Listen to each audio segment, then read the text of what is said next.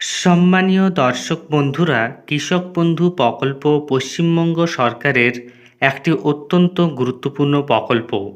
লোকসভা নির্বাচনের পরবর্তীকালে মুখ্যমন্ত্রী ঘোষণা করেছেন কৃষক বন্ধু প্রকল্পের টাকা কৃষকদের অ্যাকাউন্টে দিয়ে দেওয়া হবে। ইতিমধ্যেই প্রায় অনেকের অ্যাকাউন্টে টাকা ক্রেডিট হয়েছে, অনেকে আবার টাকা পাননি। বিশেষত অনেকের এখনও অ্যাকাউন্ট ভ্যালিড অপশান আসেনি, তাই অনেকে টাকা পাননি। তাই কৃষক বন্ধু প্রকল্প রিলেটেড একটি গুরুত্বপূর্ণ আপডেট ইতিমধ্যেই উঠে এসেছে।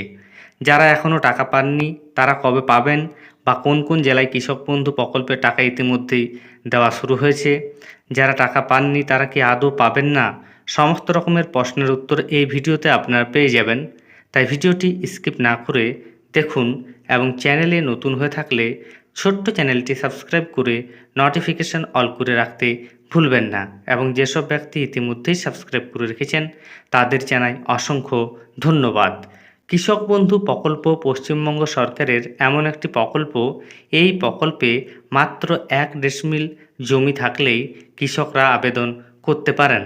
তবে ভাগ চাষিরাও এই প্রকল্পে অন্তর্ভুক্ত হতে পারেন নির্দিষ্ট ফর্ম ফিল আপ করার মাধ্যমে। কৃষক বন্ধু রিলেটেড আজকের যে আপডেট, সেই আপডেট সম্পর্কে প্রতিবেদনে গুরুত্বপূর্ণ তথ্য তুলে ধরা হয়েছে, সেটি আপনারা দেখুন, তাহলে সমস্ত ব্যাপারটি বুঝতে পারবেন। দেখুন, বলা হচ্ছে কৃষক বন্ধুর টাকা নিয়ে দুর্নীতির তদন্তে নামলেন বিডিও এবং সহকারী কৃষি আধিকারিক। শনিবার সরজমিনে গিয়ে তদন্তে উঠে আসলো পুরোপুরি উল্টো চিত্র। প্রশাসনিক আধিকারিকদেরকে বদনাম করার চক্রান্ত ফাঁস করলেন অভিযোগকারীরাই। আইনি পদক্ষেপ নেওয়ার হুঁশিয়ারি প্রশাসনের। অভিযোগ উঠেছিল হরিশ্চন্দ্রপুর 2 ব্লকের তেলজান্না স্লুইস গেট এলাকার প্রায় শতাধিক কৃষক বন্ধুর টাকা পাচ্ছেন না। তাদের টাকা ঢুকছে নাবালকদের অ্যাকাউন্টে। এমনকি বিহারের অ্যাকাউন্টে সেই টাকা ঢুকছে বলে অভিযোগ তুলে শুক্রবার বিক্ষোভ দেখিয়েছিলেন স্লুইস গেট এলাকার কয়েকজন চাষি।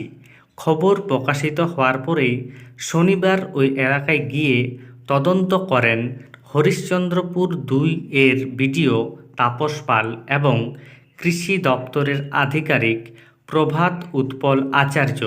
তদন্তের পর তারা জানতে পারেন এলাকার একটি সিএসপির মালিক এলাকার কিছু চাষিকে ডেকে ভুল বুঝিয়ে আন্দোলন করিয়েছিল। যারা অভিযোগ করেছিল তাদের সমস্ত ডকুমেন্টস ঠিক রয়েছে এবং তারা প্রত্যেকে স্বীকার করেছেন টাকা পাচ্ছেন। এই ঘটনায় প্রশাসন চক্রান্তকারীদের বিরুদ্ধে মামলা করে উপযুক্ত পদক্ষেপ গ্রহণ করতে চলেছে।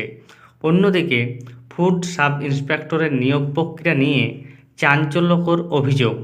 অভিযোগকারী যুবক কখনো পরীক্ষাতেই বসেননি, করেননি ফর্ম ফিল আপ, কিন্তু ওয়েবসাইটে সফলদের তালিকায় তার নাম। প্রাথমিক বিদ্যালয়ে কর্মরত এক শিক্ষকের কারসাজিতে এই ধরনের জালিয়াতি।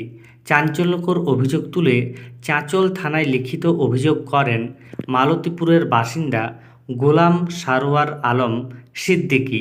অভিযোগকারী দাবি, নদিয়া জেলার ভীমপুরের বাসিন্দা পরিমল কুণ্ডু 2017 সাল নাগাদ চাঁচলের একটি প্রাথমিক বিদ্যালয়ে সহশিক্ষক হিসাবে যোগদান করেন। পরবর্তীতে তার সঙ্গে পরিমল কুণ্ডুর পরিচয় হয়।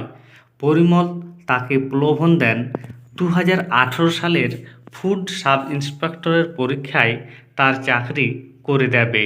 পরিবর্তে তাকে চাকরি হওয়ার পর 7 লক্ষ টাকা দিতে হবে।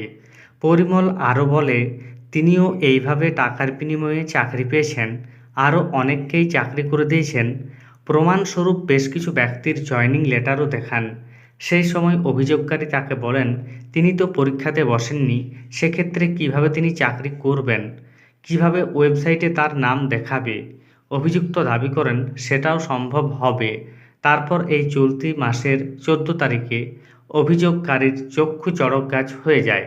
পরিমল কুণ্ডুর সহযোগী পরিচয় হচ্ছে একটি নম্বর থেকে ফোন আসে অভিযোগকারীর কাছে।